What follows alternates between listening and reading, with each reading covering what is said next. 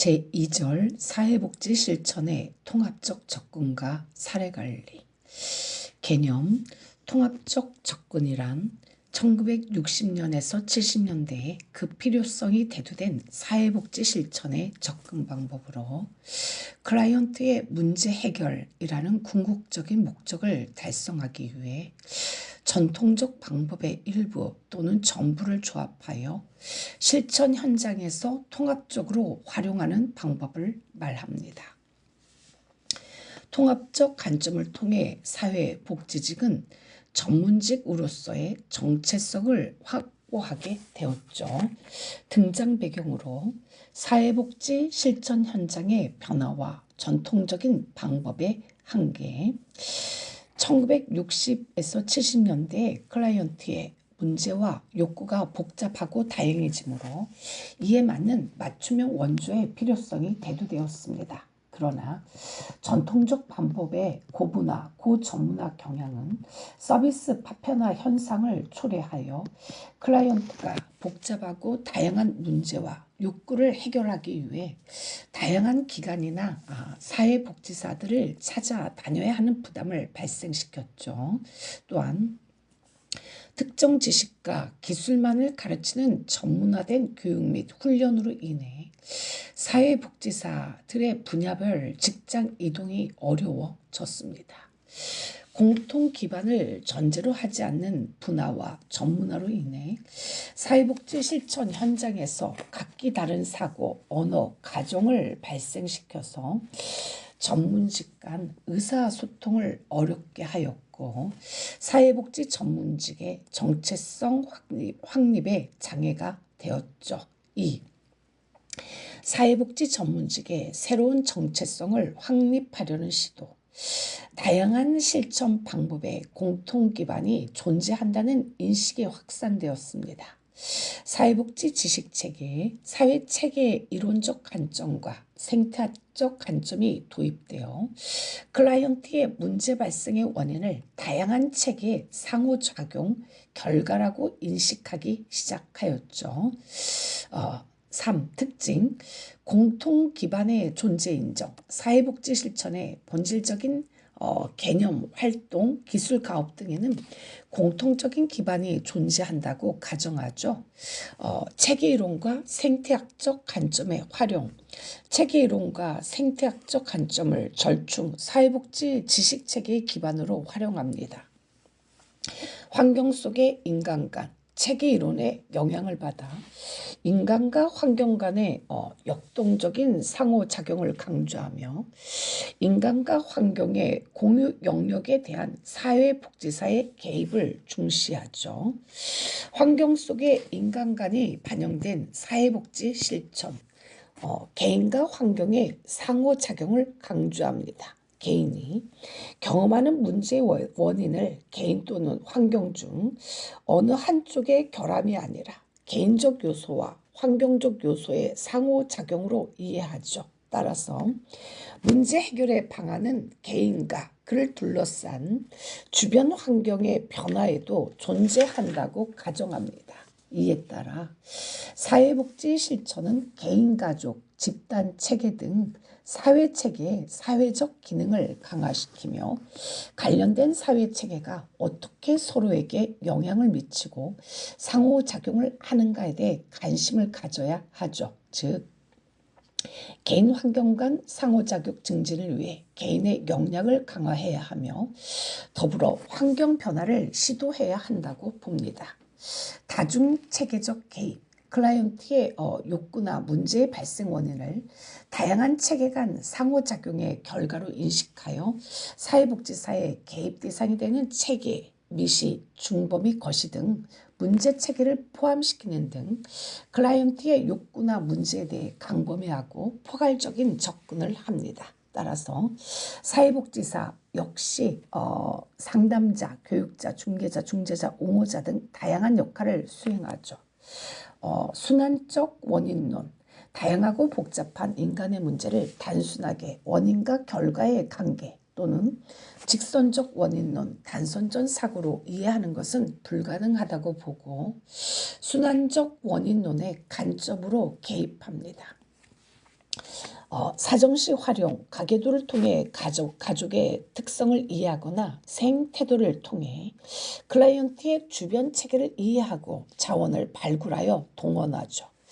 클라이언트의 잠재성과 개발 가능성 인정, 클라이언트의 병리적 부분보다 강점을 강조하고 사회복지사와 클라이언트 간의 수평적 관계를 중시하며 따라서 개입 과정 중 클라이언트의 참여를 강조합니다. 기본적 원칙 준수, 인간의 존엄성, 클라이언트의 자기결정권 존중, 개별화의 원칙 등 사회복지 실천의 기본적인 원칙을 수립하고 이를 준수하죠.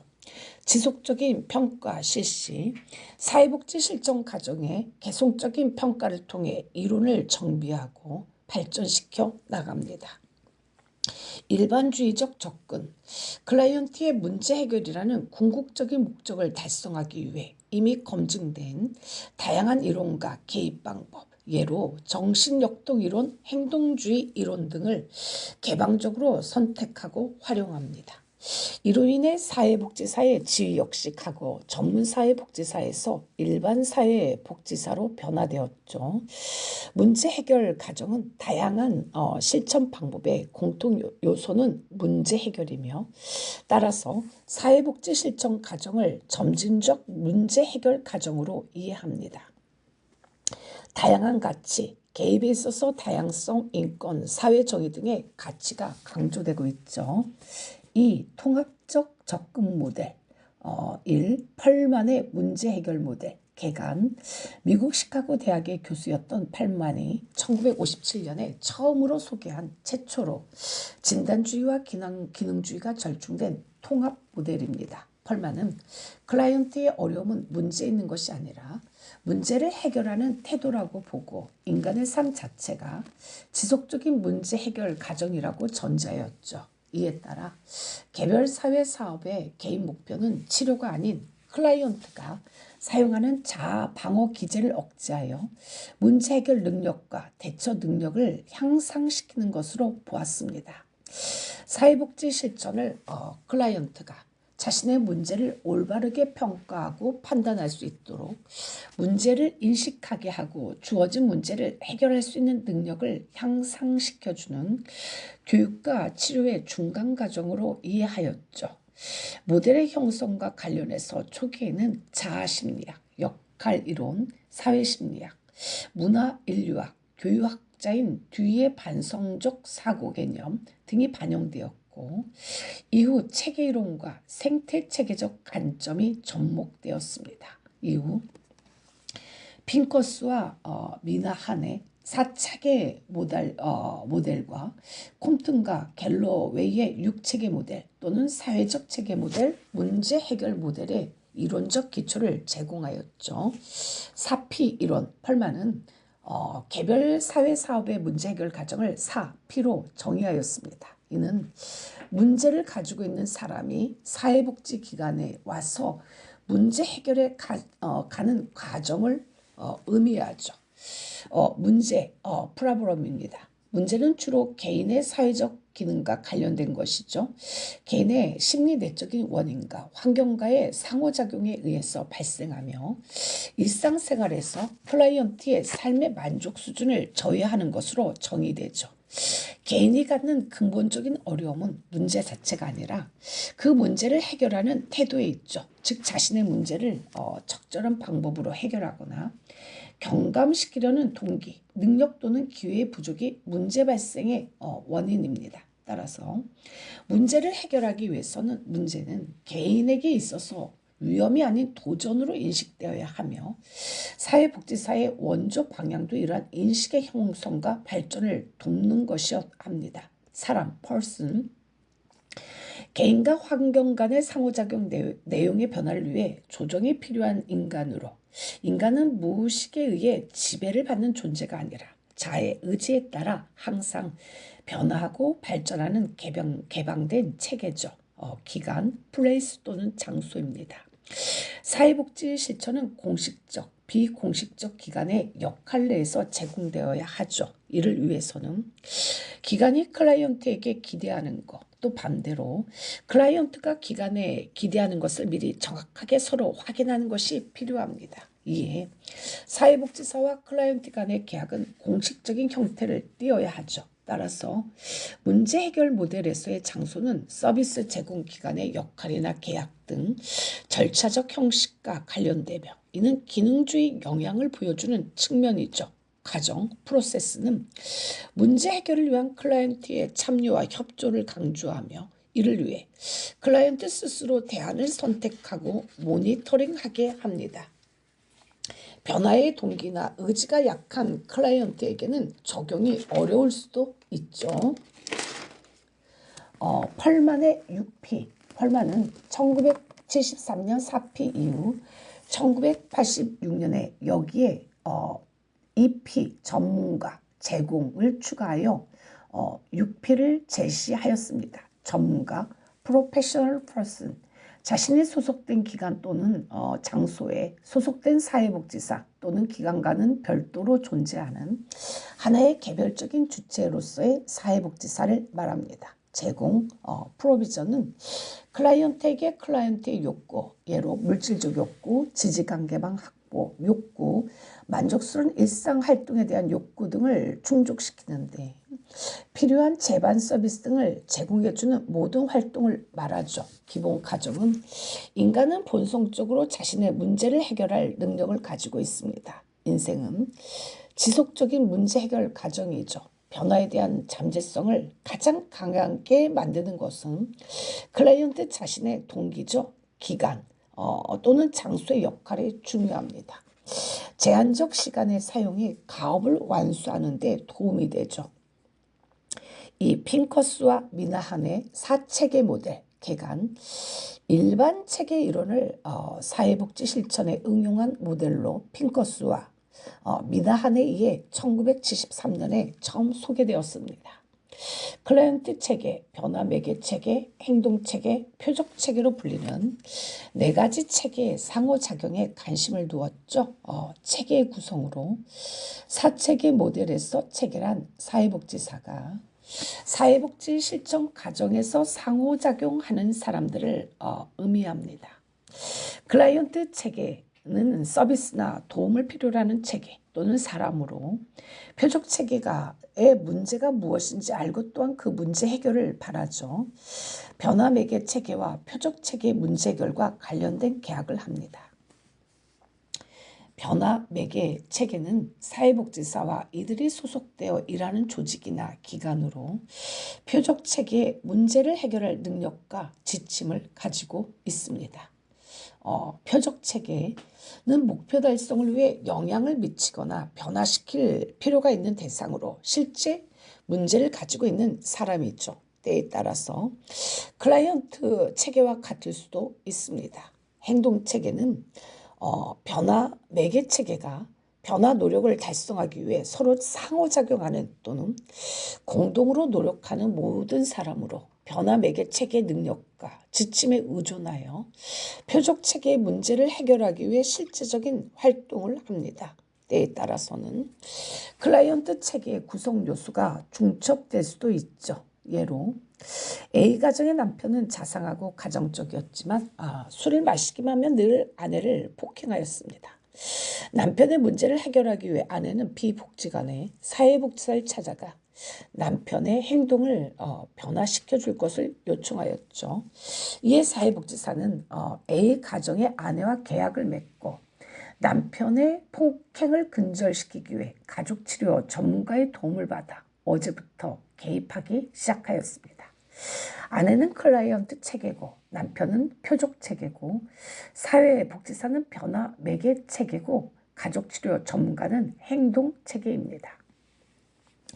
사회복지 실천 자원체계 유형, 자원체계의 형성된 특성에 따른 구분으로 비공식적 자원체계, 공식적 자원체계, 사회적 자원체계가 있습니다. 비공식적 자원체계는 가족, 친구, 이웃, 동료죠. 공식적 자원체계는 회원제로 운영되는 공식협의체나 조직 등. 사회적 자원체계는 병원, 법률상담소, 학교 등이 있습니다. 3. 콤튼과 갤로웨이의 6체계 모델, 개간, 핑커스와 미나의 변화 매개체계, 클라이언트 체계, 표적 체계, 행동 체계, 전문 체계, 의뢰. 그 다음에 응답 체계 또는 문제 의식 체계를 추가한 모델입니다. 체계의 구성은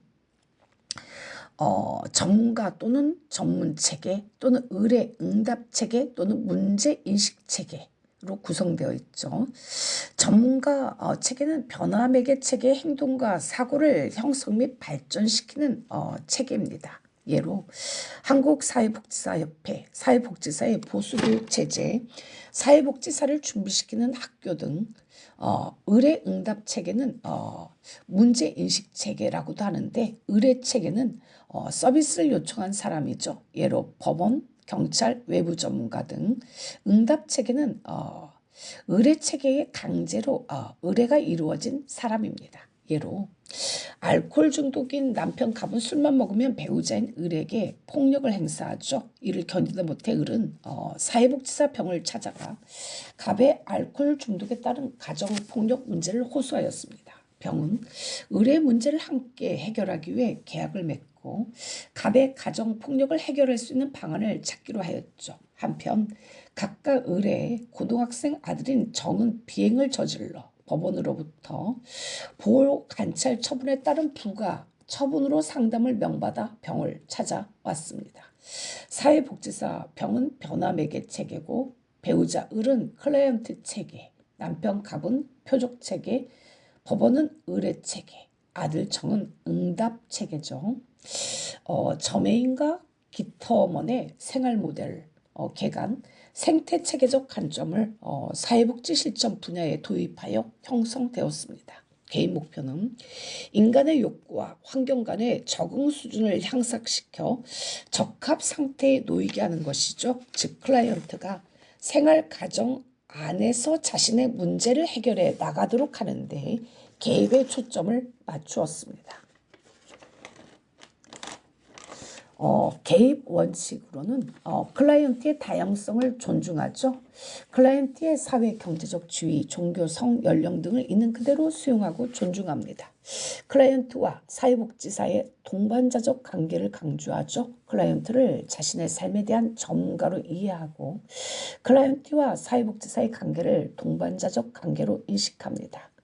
통합된 양식과 방법 및 기술 사용, 인간과 환경의 상호작용에 초점을 맞추고 개인, 집단, 지역사회 등 재반체계에 개입할 수 있도록 실정 원칙과 기술을 통합합니다. 개인과 집단의 강점을 강조하죠. 생활에서 발생하는 스트레스는 인과 환경 사이의 적응 과정이 깨지면서 발생하는 것이기 때문에 개인과 집단의 잠재 능력을 발휘하고 환경의 긴장 요인을 줄여 교류를 회복해야 합니다.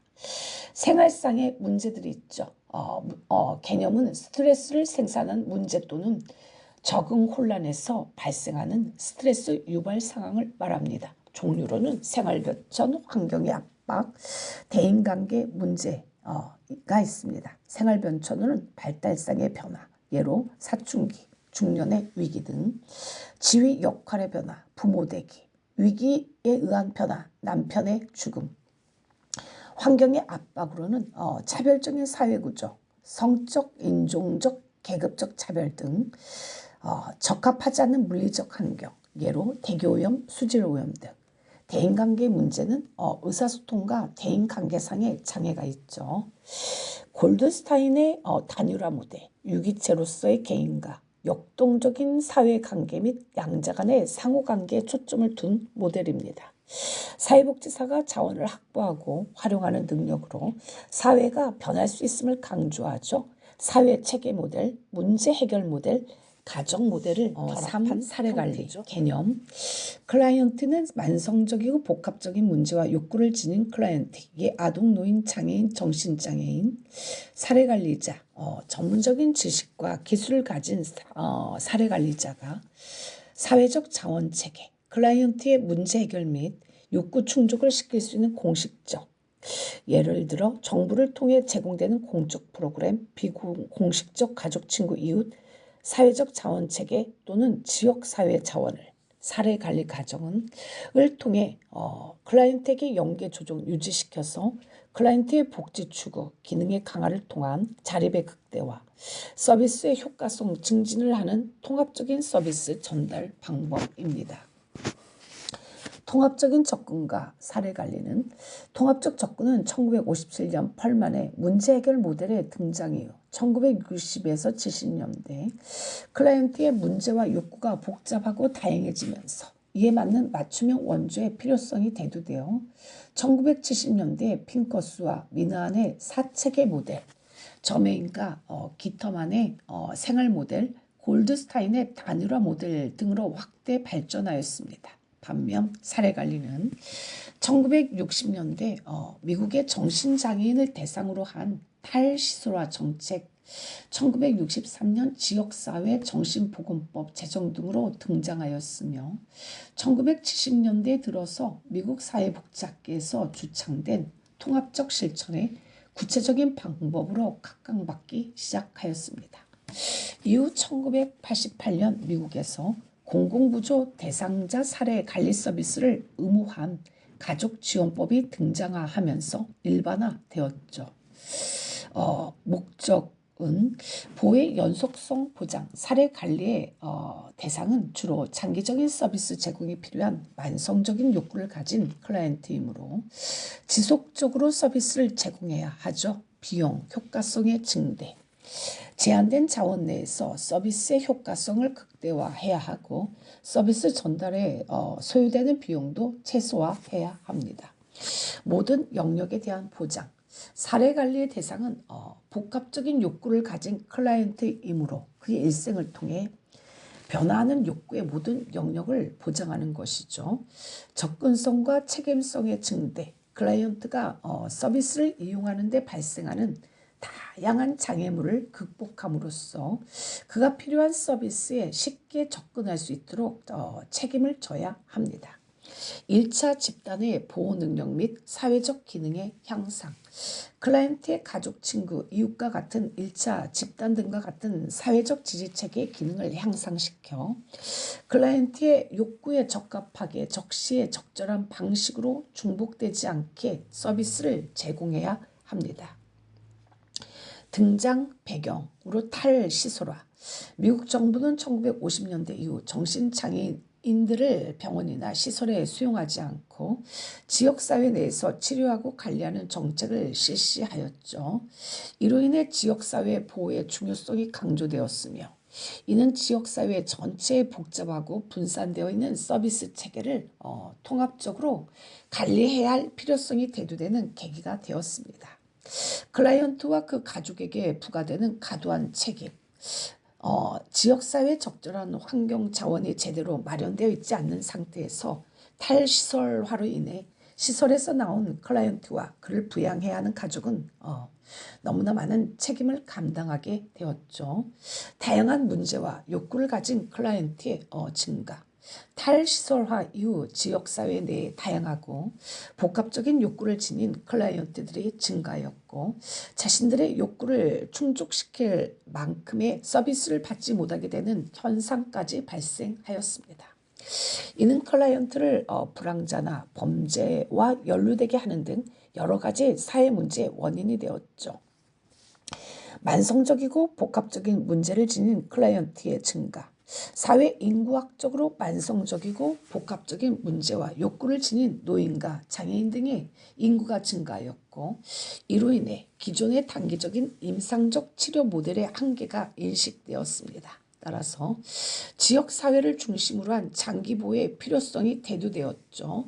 정부의 재정적 위기, 1970년대 중반 이후 시작된 정부의 재정위기, 복지국가의 위기로 복지비용 절감에 관심이 커지면서 저비용, 고효율을 지향하게 되었으며 이는 공공지출의 삭감과 이를 통한 정부의 역할 축소를 가져왔습니다. 서비스 비용 억제 필요성 대두, 중복 서비스를 제공하는 시설이나 병원 등의 전문기관이 확대되었고 이에 제한된 자원 내에서 서비스 전달 효과를 최대화하는 동시에 서비스 비용의 중복이나 낭비를 억제하는 전문적인 기술의 필요성이 요구되었습니다. 사회적 지지체계 또는 지원망의 중요성에 대한 인식, 가족, 친구, 이웃 등의 사회적 지지체계, 비공식적 자원책에 대한 긍정적인 인식이 증가하였죠.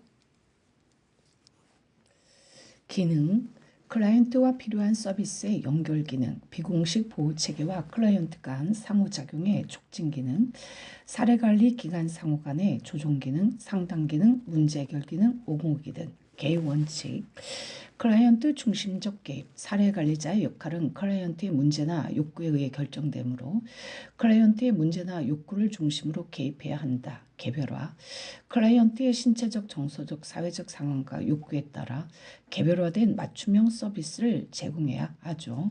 포괄적 서비스 제공, 기관의 네트워크 활용을 통해 클라이언트의 복합적인 문제나 욕구가 충족될 수 있는 수준의 서비스를 제공해야 합니다. 통합 속의 통합성의 원칙 준수, 서비스 전달 체계 또는 공식적, 비공식적 자원 간의 연계 및 조정을 통해 서비스 제공에 중복을 방지하여 서비스의 효율성을 높여야 하며 이를 위해 개별적인 실천 기술과 지역사회 실천 기술을 통합해야 하죠.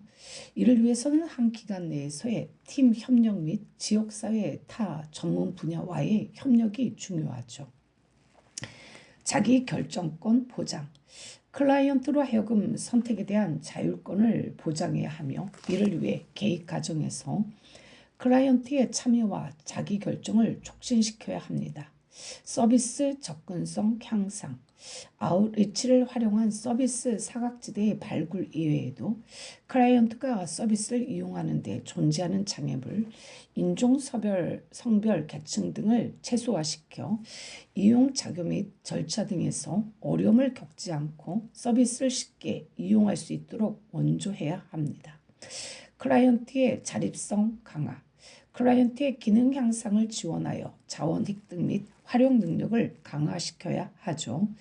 지속적인 서비스 제공, 사례 관리는 종결이 어려운 장기적 욕구를 갖는 클라이언트에게 적합하므로 그들의 사회적 기능과 독립을 극대화하기 위해서 문제나 욕구가 해결될 때까지 계속하여 사정하고 서비스를 제공해야 합니다.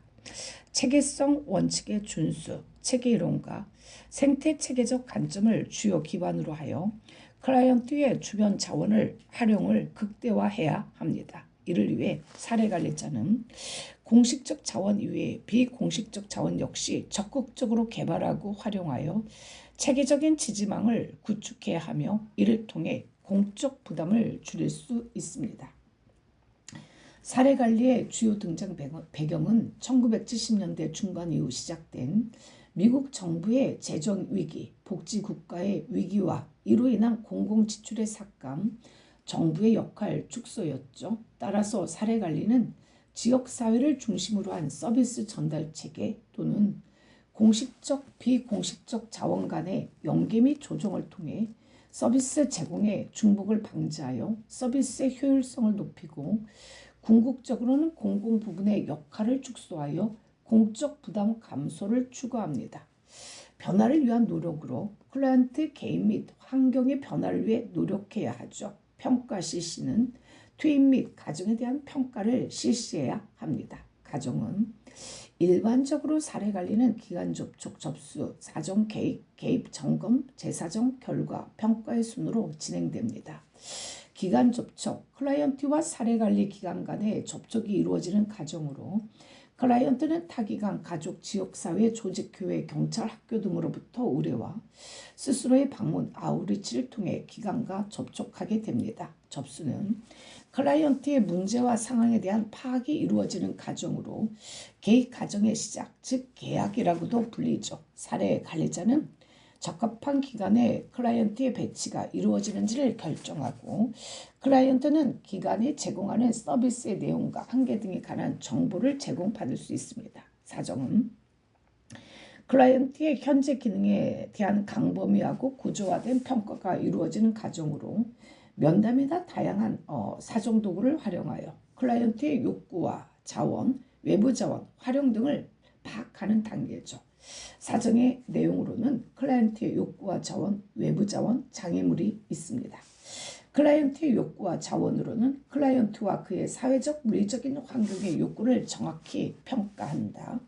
외부 자원으로는 클라이언트의 강점을 비롯해서 공식적 서비스 제공자 이외에도 가족이나 친구와 같은 비공식적 서비스 제공자로부터 클라이언트가 받을 수 있는 지원을 검토해야 하죠. 장애물은 개입 기간 중 개입의 효과성을 떨어뜨릴 수 있는 장애물도 파악해야 합니다. 계획으로는 사정에서 얻어진 자료들을 근거로 하여 포괄적이고 구체적인 목표 서비스 제공 방침, 제공 과정을 설정하는 과정입니다.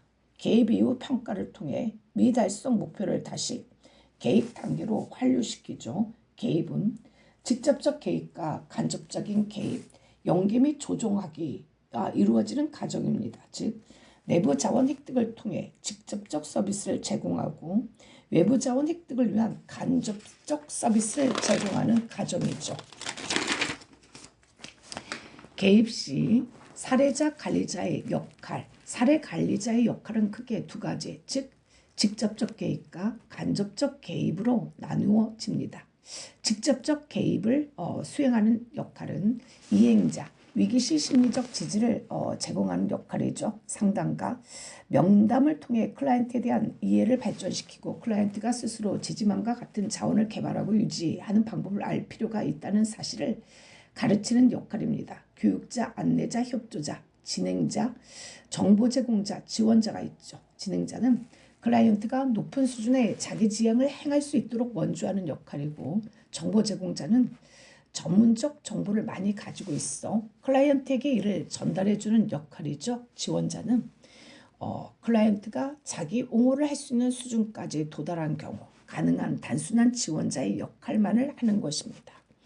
간접적 개입을 수행하는 역할은 중개자, 연결자, 조종자, 옹호자, 협동가, 협의자가 있죠. 중개자는 클라이언트가 필요로 하는 유용한 자원을 적극적으로 찾아 클라이언트와 연결시키는 역할입니다. 연결자, 조종자는 원조자 사이의 갈등을 줄이기 위해 의사소통을 촉진하고 지원망의 효율성을 증가시키는 역할이죠. 옹호자는 대체로 사례 관리가 필요한 클라이언트들의 경우 스스로 자신을 대변할 수 있는 능력이 부족하죠. 이때 클라이언트의 권리를 옹호하기 위해 그들의 요구 사항을 만들어내고 가능한 한 자원이 적절히 공급될 수 있도록 노력하는 역할입니다. 기타 사례 관리자의 역할로 사정자, 계획자, 평가자가 있죠. 사정자는 클라이언트의 약점, 역기능, 결함 등과 같은 부정적인 요소보다는 강점, 능력, 성장과 발전 가능성, 자원, 잠재력 등의 긍정적인 요소에 중점을 두고 그들의 욕구를 수집하고 분석하며 종합하는 역할이죠. 계획자는 클라이언트의 욕구를 충족시키기 위해 사례계획, 치료, 서비스 통합, 기관의 협력 및 서비스망을 설계하는 역할입니다. 평가자는 프로그램의 효과성, 효율성 및 비용 효과성을 검토하기 위하여 사례관리 과정 전반에 관한 정보와 자료를 수집하고 분석하는 역할이죠. 점검은 클라이언트를 위해 수립된 계획에서 정해진 서비스 전달 과정을 지속적으로 추적해서 감시하고 감독하는 과정으로 개입의 효과 또는 클라이언트의 변화, 산출 결과에 대한 중간 검토 후 개입 계획 수정하기, 계획 과정에서 수립한 목표의 달성 정도 검토하기 등의 갑을 수행합니다. 제 사정으로는 지속적인 서비스 제공이라는 사례 관리의 특성상 클라이언트에 대해 반복적인 평가를 실시하는 과정으로 사례 관리 과정에 새로운 욕구가 발견되면 제 사정을 통해 서비스를 계속적으로 지원하죠. 또한 각각의 사정은 제 사정을 필요로 합니다. 결과 평가는 개입의 최종적인 효과를 평가하는 과정으로 사례 관리자의 전문적 판단에 의해 클라이언트가 서비스를 종결할 준비가 되었을 때 이루어집니다. 2020년 공무원 국가직 시험에 출제된 문제죠. 학생 A의 폭력 문제를 안고 있는 가정을 대상으로 사례 관리를 실시하려고 한다. 사례 관리 과정을 순서대로 바르게 나열한 것은 먼저 니은의 학생 A의 폭력 정도와 이유에 대해 학생 A 및 가족들과 인터뷰하죠. 사정입니다. 그리고 기억에 문제와 관련된 전문가들이 모여 필요한 서비스를 확인하고 서비스의 우선순위를 정하죠. 계획입니다. 그리고 디귿에 서비스를 제공하면서 학생에게 폭력성 변화 여부를 점검하죠. 점검입니다. 그리고 니을에 가족 구성원에게 사례 관리에 대해 어떻게 느꼈는지 조사하죠. 네, 결과 평가입니다. 사례 관리자의 기술. 사례 관리자가 갖고 있는 중요한 기능인 서비스의 연계 조정 등을 수행하기 위해서는 클라이언트를 위한 직접적인 개입 기술도 필요하지만 옹호, 연계, 협력 조정 등의 간접적인 개입 기술을 필요로 하죠. 직접적인 개입 기술은 의사소통 기술, 말하기 비언어적 의사소통, 질문 경청, 적절한 반응 등이 있고 상담 및 치료 기술이 있습니다. 비지시적, 지시적 상담, 관계 형성, 동기 참여 증진, 교육훈련, 위기 개입 등이죠. 간접적인 개입 기술은 연계 기술과 옹호 기술이 있습니다. 연계 기술은 클라이언트를 서비스나 자원에 연결하는 것으로 유용한 정보의 제공 의뢰 등 클라이언트가 원조를 받는 데 필요한 모든 활동을 의미하며 연속적인 개입 활동이죠. 옹호 기술은 기관이나 조직이 서비스 제공을 거부하거나 부적절한 정책과 절차 때문에 접근에 문제가 생길 때 기관을 대상으로 논의나 설득, 촉구, 강요 등의 방법을 활용하여 옹호 활동을 전개할 수 있습니다.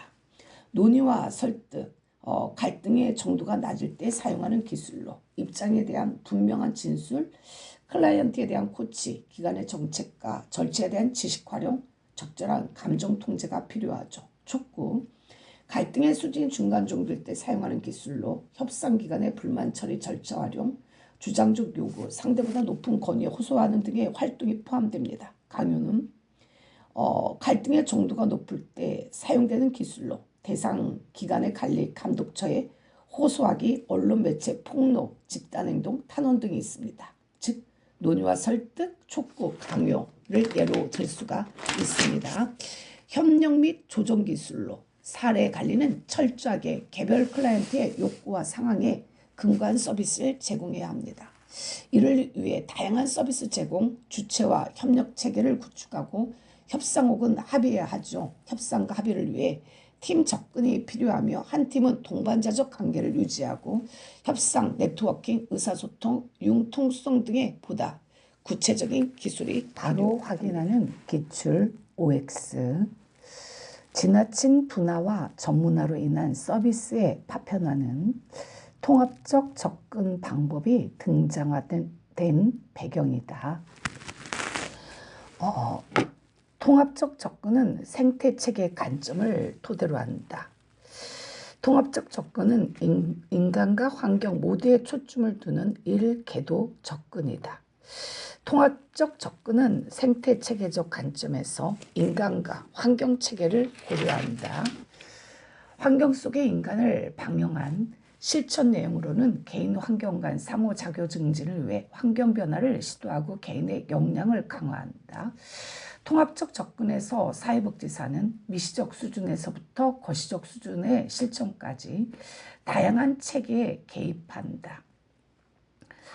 통합적 접근에서는 순환적 사고를 한다. 통합적 접근을 하는 사회복지사는 클라이언트 주변 체계 이해를 위한 생태도를 직접 작성한다. 통합적 접근에서는 직감과 창의적 방법보다는 이론에 기초한 개입 원리와 기법을 선택적으로 활용한다. 통합적 접근에서는 사회복지 실천 과정을 점진적 문제 해결 과정으로 본다. 8만의 모델에서는 주로 개인의 사회적 기능에 문제에 초점을 둔다. 문제 해결 모델에서는 문제를 위험으로 보지 않고 도전으로 인식하도록 돕는다. 문제 해결 모델에서는 클라이언트가 선택한 대안을 스스로 모니터링하도록 돕는다. 변화 매개체계란 서비스나 도움을 필요로 하는 클라이언트 체계란 서비스나 도움을 필요로 하는 사람들을 의미한다. 펄만은 4P에 2P, 즉 전문가, 그 다음에 제공을 더하였다.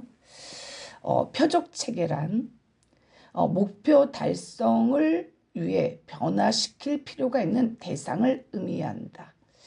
변화 매개 체계란 사회복지사와 사회복지사가 속한 기관을 의미한다.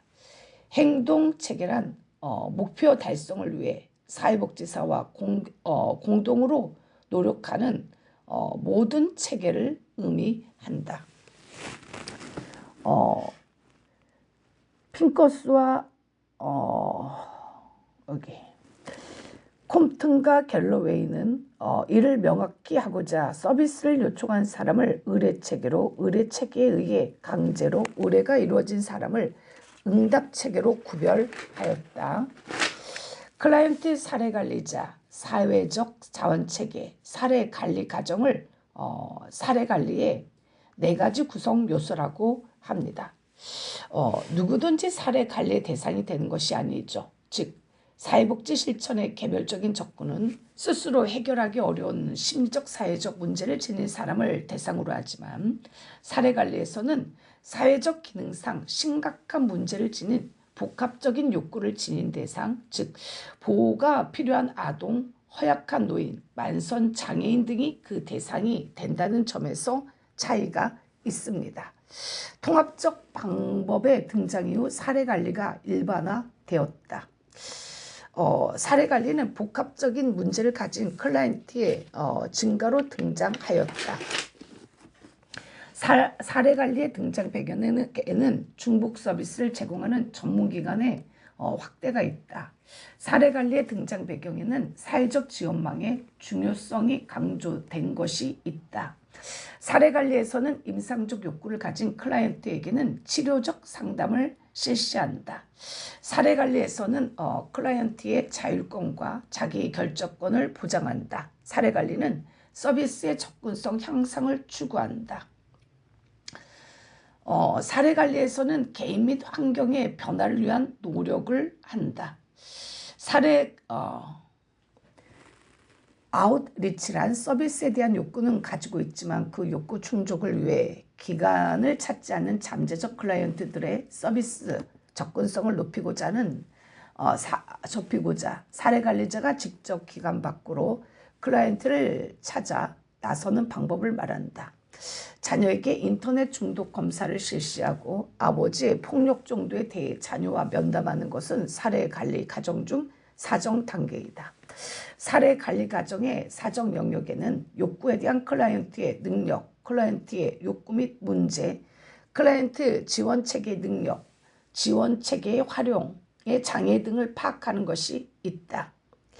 사례관리 실천 과정 중 계획 단계에서 클라이언트의 욕구에 기초하여 구체적이고 명확한 목표를 수립한다.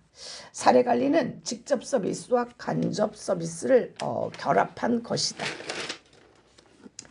사례관리에서는 클라이언트에게 필요한 서비스를 적극적으로 찾아 연결하는 역할을 한다. 사례관리의 역할 중 중개자의 예는 사례회의를 통해 생활 형편이 어려운 가정의 아동에게 재정 후원자를 연결해 주는 것이 있다. 사례관리 과정 중 점검 단계에서는 계획의 수정 여부를 검토한다. 사례관리의 점검에서 계획된 서비스의 전달 과정에 대한 추적이 이루어진다. 결과평가는 서비스의 종결을 의미한다는 점에서 재사정과는 다른 개념이다.